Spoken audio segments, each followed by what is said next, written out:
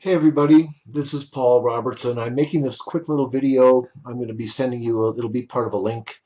The reason that I did it is this. Not everybody on the board was at the meeting that we had recently where we reviewed some of these website proposals. And secondarily, even though the proposals have been sent out to everyone, and most, if not all, should have clickable links within them, providing examples, etc., etc., oftentimes that doesn't work as well as it possibly could be. So I thought I'd make a quick, this is just a couple of minute video sort of highlighting some of the things that are on the proposal. This is my website here, and I've made a specific page called the digitalmediastorm.com/Granby Chamber Proposal. This does not appear on the menu. It's a private page, but you'll have a link to it. So let me go through a couple of things here that I wanted to be able to highlight. First, under current relevant website examples, one of the best examples of that might be this site. It's called the Winter Park Hub. Please note that this is a developmental site, and while it is live, the dates for events or on the calendar and that sort of thing may not be as current as they could be. The first thing that I want to show on this is, and this is relevant to a chamber website, is note the ability to have all different shapes and sizes of banner advertising. These can be made permanently. They can vary by page. They can be small, big. They can go across the entire top or bottom. They can be billed automatically to the member or to the customer for that advertising section. And of course, if they don't pay, it disappears. But this is a very strong revenue generating example. Another thing that's good to see on this page that's very important on a chamber page is a direct live tie-in to Facebook. Plus it's advertised, we put a little weather blurb. Here's some more advertisements on the bottom. But the point is, I just wanted to kind of show you this as an example. What are the categories that are available here that would be relevant to a chamber website? Well, first, of course, would be a calendar of events. Second, a business directory. Third, events, and I'll make this distinction in a little bit, and then activities. A calendar is exactly that. It's simply a calendar. This is a typical internet calendar. You can see that if I click on any of these events, it's going to bring up a detail about the event. If it's a featured or chamber member, we could have logos that then further go to that directly to that member's website. But here's a little thing on the calendar where it is. There's a map. You can automatically attach it to your own Google Calendar or stick it in your telephone's calendar. So that's how calendars work in general. This is a very terrific operational calendar. How is a calendar different than events? Events, as you can see, we featured some events on the home page. And this is really relevant, especially if part of the chamber's mission is to show the members how many events we're doing and how well we're marketing them and that sort of thing. So these are specific events that are different than just a calendar. They can be featured there, or we can have a whole separate page called events. And you see that the advertising carries over, but each of these events then has maps, a description of the event, as you can see here. If they read more, they go straight to a more detailed version of that description of the events. Activities. Activities is something too that really gives the visitor to our website and the visitor to our community an idea of what to do. That's the main reason why people search. So if they've searched and they come to the chamber website, and now we have winter activities or summer activities, or this could be just plain activities. But the point is that each of these then we can highlight some terrific things to do in the community. And then, for example, if we go to snowmobiling, we go into a little detail, and here's another picture. We have links directly to, if there's a member, could just be a link. If it's a business that's not a member, it could just be a link. If it's a member, it could go directly to their website. Tremendous possibilities here. But that's just to make a distinction between a calendar, an event, and a winter activity. Business directory works very much the same way. And here's a live business directory.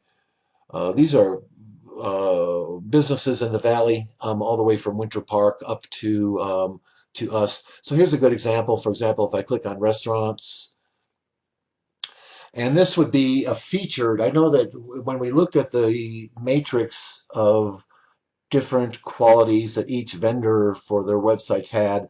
I know one of them was, member profiles, not mentioned was kind of on my list. This is what I mean. It's just a semantics thing. But this is what I mean by a member profile is that if in the calendar or the business directory or the events or the activities, it's a member, then they get a really nice listing with logos and links to their website, some additional features. If not, of course, maybe it's just a plain listing.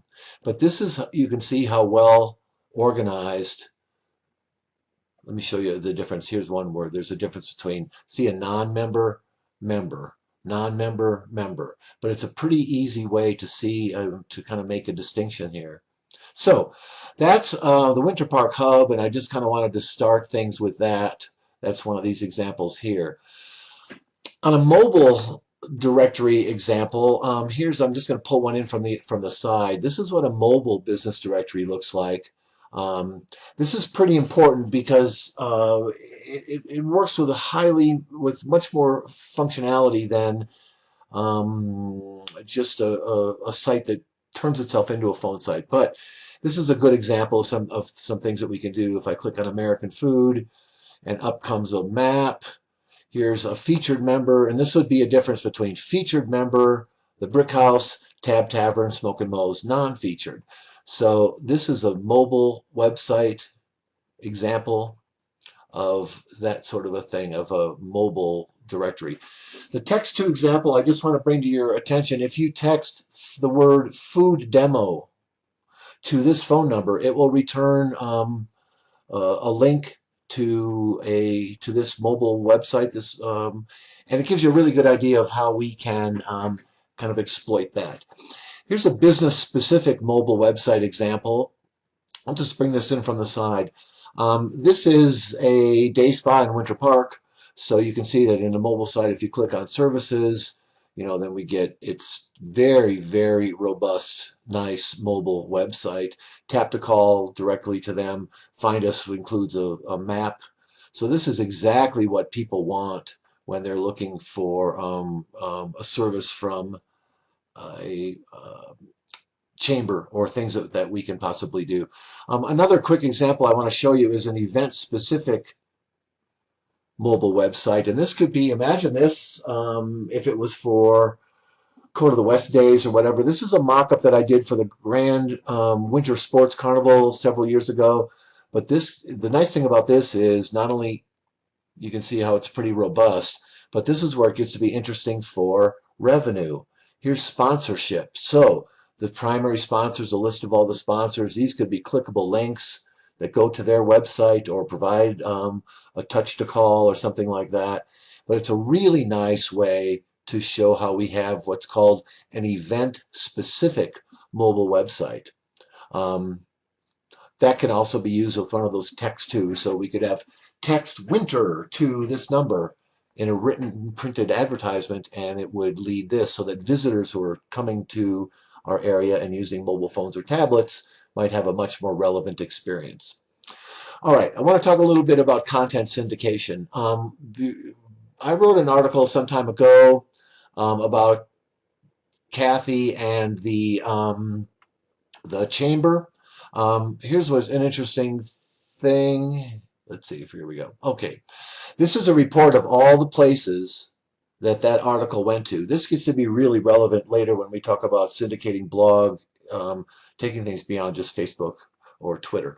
In any case, we wrote a really nice article. Kathy Hook seeks balance as executive director of Granby, Colorado. And these are all of the places that got syndicated to. I mean, it was really an in-depth syndication. All of the content, so that you know, can be syndicated to this, but this is primarily meant for like a personality and business article, a perfect thing for a featured member revenue generation. All other website content, so all blog content, articles, featured events and visitors videos on the chamber site will be syndicated to 32 social media sites, including the Big 16, which is what we call these. Facebook, Twitter, Stumbled Upon, Blogger, WordPress, Pinterest, Google+. All right, let's talk a little bit about Facebook marketing. All of the content on the website automatically, so blog posts and all of that, automatically get posted to the Chamber's Facebook page. But I want to give you a little bit of an idea of how much further this can go. This is Digital Sandbox. This is just a developmental Facebook business page that I have. But I want to show you some things that we can do. Here, imagine this on your, this is a Facebook page. So if this was the Chamber's Facebook page, what do I have here? I've got banner advertising that I can have for a revenue source or to emphasize a particular Chamber member. I can sort this by categories. So here's the shopping category. And when I do that, now I've got a listed, so I've got Mountain Flare Boutique, Rocky Mountain General Store. So we can put a business directory. This is all part of Digital Media Storm's bid or proposal, but we can have a business directory. We can have deal pages so that a member, the pizza place, Mavericks, Brick House, or whatever, these are live. You can see there's a countdown timer going here live. So these are live deal offers that are available. We can put on the Chamber's website or Chamber's Facebook page. This is a survey that we can put on the, when did you come to visit us? Spring. What did you do? I went hunting. The relevant thing about this, and this I just wanted to show some examples. How would you rate our software? Obviously, it would be experience, but these are just examples. Would you recommend this to your friends? Yes. But here's the interesting thing is that email choice A or choice B, they put their email in, they submit it. And what's interesting is that we then can segment an email list based upon their survey results. So were they here in the winter or the summer, for fishing, for hunting? It's a tremendous thing for follow-up marketing.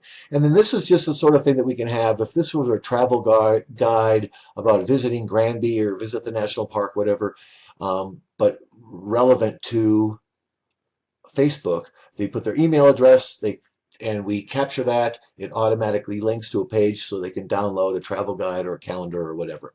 So those are the kinds of things that we can do with Facebook marketing. I want to talk a little bit about YouTube marketing and then we're done. YouTube marketing is included in my proposal because just like Facebook and blogging, YouTube is probably one of the most important and relevant things right now. Google owns YouTube. People prefer videos. So as an example, one review video similar to this but made for the Chamber, and here's one that was done for Grand Elk. You can click on the link here and watch it yourself at your leisure.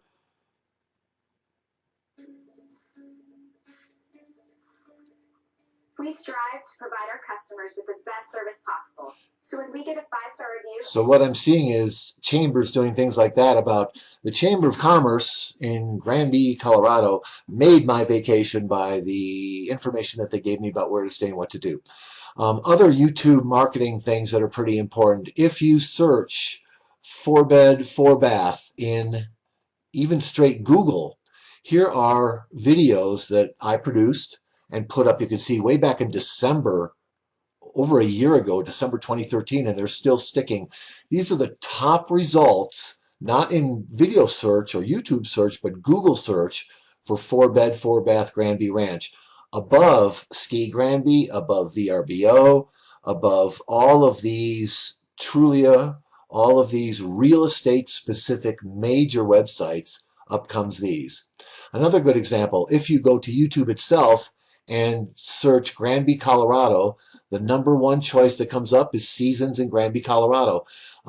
This is an experiment I did. You can see that I published it 9 months ago. It's still hanging in there. It's gotten 248 views. And this is just a quick little video that has some beautiful pictures and some beautiful music and talks about the seasons in Granby. It's more the experience than it is anything else. If I own a private channel called Mountain Homes Colorado, this would be the equivalent of, say, the Granby Chambers YouTube channel. And you can see that these are all wonderful Granby vacation seasons in Granby, Colorado vacations, weekend in Granby, Colorado.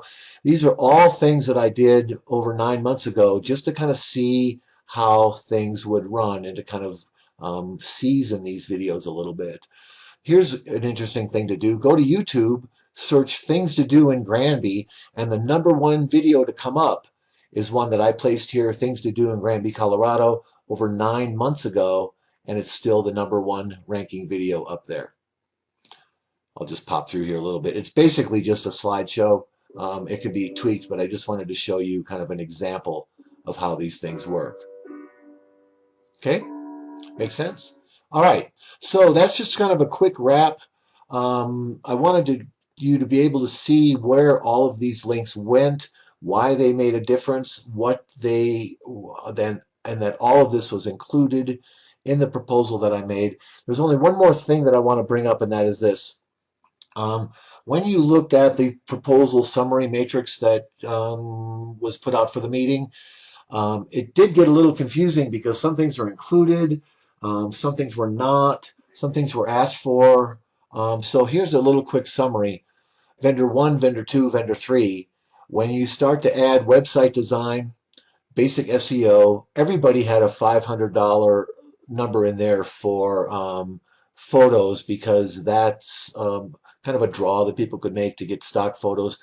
Copywriting included but not really clear in the original one. The bottom line is this. If you include blogging in these bids, which is super important for Google significance, Google search results, and just to give people a reason to come back to the website, the differences are pretty staggering. 69.50 versus 12.850 versus 11. Quite frankly, this is simply because let's put it this way, a friend of the chamber. But you see that everything's included. I'm going to wrap this, and I'll talk to you soon.